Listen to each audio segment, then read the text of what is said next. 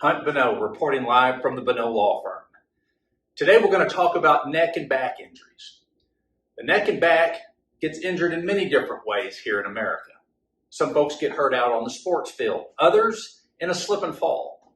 But the most common way that people injure their neck and back is in a rear-end car crash.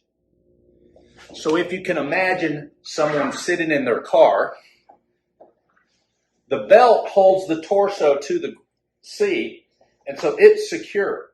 That leaves the spine a little bit vulnerable at the top, that when there's impact from the back, the head first steps back and hits the headrest and then is thrown forward. All because the weight of the body is here and there's nothing to support the neck. A better example to help you is the animation that we have here to explain what happens to the spine. And so look on there right now, and as this is playing, let me walk you through. Here you have the head, the neck. What's colored there is the spine. And as a simulated crash might happen, the spine is whipped in two different directions, and the body itself that holds up the spine is belted in. And so it stays secure as the head kind of moves the spine back and forth. And so that animation helps you understand a little bit about the forces that are placed on the spine. And so injuries occur.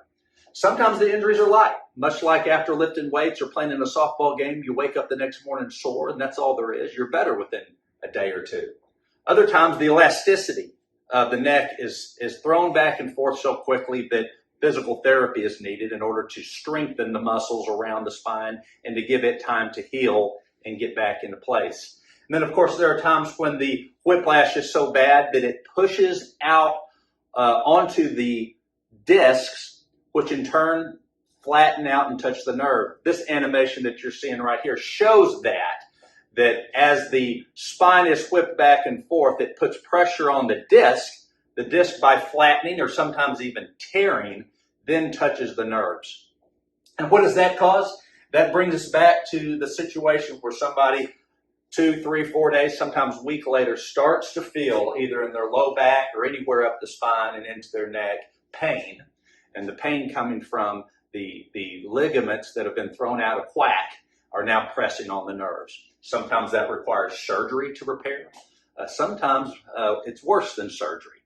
Sometimes you find out that surgery is not going to help and that you're going to be in pain forever. If you'd like to talk to me directly, you can email me at the link, hunt@hbinjury.com, or call a member of our team at our main number, 972-325-1100. We're here to help people like you. You're in the right place. Thanks for coming.